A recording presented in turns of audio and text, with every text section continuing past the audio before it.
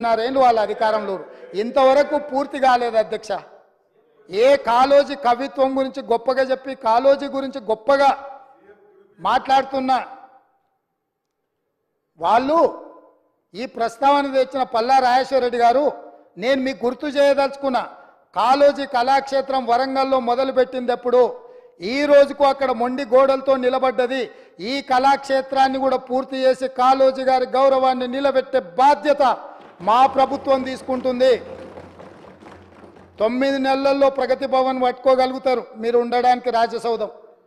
అదేవిధంగా ఎంతమంది అడ్డం పడ్డా, మీ వాస్తు సరిగ్గా లేదనో, మీ దశ దిశ మార్చుకోవడానికో సచివాలయాన్ని ఆగమేఘాల మీద పూర్తి చేసుకున్నారు, పూర్తి చేసిండ్రు, బాగానే ఉంది.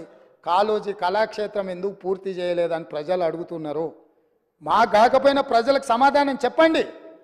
ఇది తెలంగాణ సంపద కాదా కాళోజీ కళాక్షేత్రము? ఈ తెలంగాణ ప్రజల ఆత్మగౌరవం కాదా? కాళోజీ కళాక్షేత్రాన్ని కూడా 9.5 సంవత్సరాలు సమయం ఇచ్చిన పూర్తి చేయలేని ప్రతిపక్షం మమ్మల్ని మీరు అది చేయలేదు, మీరు ఇది చేయలేదు, మీరు చెప్పిందంత ఏమైంది అని ఏం మాట్లాడుతున్నారు అధ్యక్ష? మాట్లాడే ముందు ఒక్కసారి జీడిగింజను అడిగిండ్రంట, ఏంది నీ సంగతి అని. నాకేడి సిగ్గు, నేను మొత్తం నల్లగానే ఉన్నా కదా, ఏ పక్క చూసినా అని అన్నదంట. గట్లనే ఉంది మీరు చేసే వ్యవహారం అంతా. అదేవిధంగా అధ్యక్ష, ప్రాజెక్టులు దీని విషయం కొంచెం మనం మాట్లాడుకోవాలి. ఎందుకనంటే 5 సంవత్సరాలు హరీష్ రావు గారు, 5 సంవత్సరాలు కల్వకుంట్ల చంద్రశేఖరరావు గారు సాగునీటి పారుదల శాఖ మంత్రులుగా పనిచేసిండ్రు. ఇక వారికి ఉన్న అనుభవం, వారికి ఉన్న జ్ఞానము, వారికి ఉన్న మేధో సంపత్తి వాళ్ళ మాటల్లోనే చాలాసార్లు మనం విన్నాం. ఈ సభలో కూడా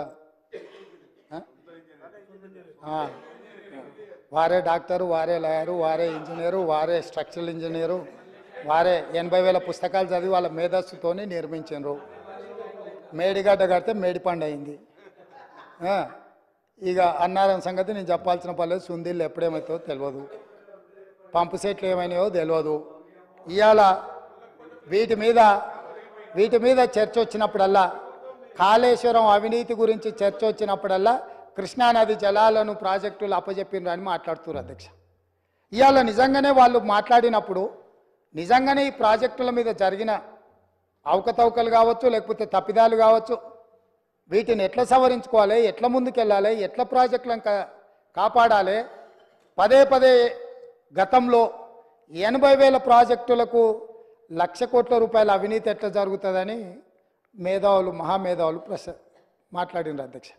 ఇవాళ 1,47,000 కోట్ల రూపాయలకు అంచనాలు వచ్చినాయి. 97,500 కోట్ల రూపాయలు ఇప్పటికే కాంట్రాక్టర్లకు పేమెంట్లు చేసారు. ఇంకో 10,000 కోట్ల రూపాయలు పెండింగ్ ఉన్నాయని అధికారిక లెక్కలు చెప్తున్నాయి అధ్యక్ష. మరి ఇవాళ 97,500 కోట్ల రూపాయలు ఖర్చు పెట్టిన కాళేశ్వరంలో 90,000 ఎకరాలకు కూడా నీళ్లు అందలేదన్న మాట వాస్తవం కాదా? నిజం ఇట్లుంటే ఈరోజు ఇంకా మమ్మల్ని ఏదో నిందించాలనే ప్రయత్నం చేయడము దీనికి ఏమైనా సమంజసంగా ఉందా? దీని మీద ఎక్కువ వివరాలకు వెళ్ళదలుచుకోలేదు. మా ఉత్తమ్ కుమార్ రెడ్డి గారు దీనికి సంబంధించి పూర్తి స్థాయిలో విజిలెన్స్ నివేదికలు కానీ, లేకపోతే దీనికి సంబంధించిన అంశాలు అన్నీ కూడా సాగునీటి పారుదల శాఖ మంత్రి గారు నిన్నమన్న విజిలెన్స్ నివేదిక ఆధారంగా కొన్ని నిర్ణయాలు తీసుకున్నాడు. ఆ నిర్ణయాలు అన్నిటిని కూడా నాకు తెలిసినంత వరకు తమరు అనుమతిస్తే ఈ సభలో వాటిని వారు ప్రస్తావిస్తారని నేను భావిస్తున్నా. అదేవిధంగా కృష్ణానది జలాలకు సంబంధించి కృష్ణా ప్రాజెక్టులను అప్పచెప్పిండ్రని, కృష్ణా ప్రాజెక్టులను మొత్తం కాంగ్రెస్ వాళ్ళు వస్తేనే కాకెత్తుకపోయిందని, లేకపోతే కేంద్రానికి మేమేదో రాసి చేసినామని, అసలు ఏం మాట్లాడుతున్నారు అధ్యక్ష? అసలు ఏమైనా బాధ్యత అనేది ప్రతిపక్ష పార్టీగా 1% వాళ్ళు నిర్వహిస్తున్నారా? ఈరోజు కృష్ణానది జలాల మీద ఏర్పాటు చేసిన కృష్ణా రివర్ మేనేజ్మెంట్ బోర్డ్ 2014 రాష్ట్ర పునర్విభజన చట్టంలో స్పష్టంగా పొందుపరిచినరు. ఆ రోజు నేను కానీ, మా ఉత్తమ్ కుమార్ రెడ్డి గారు కానీ, లేకపోతే మా కోమటిరెడ్డి వెంకటరెడ్డి గారు కానీ, ఇక్కడ ఉన్నోళ్ళం ఎవరం మేము ఎంపీలం కాదు అధ్యక్ష. ఏ రోజు కూడా ఈ పునర్విభజన చట్టం ప్రతి పదం నన్ను అడిగి నేనే రాసి నేనే తీర్చిదిద్దినాను కూడా మేము ఏ రోజు చెప్పుకోలేదు అధ్యక్ష. మేము చెప్పుకోలేదు అధ్యక్ష.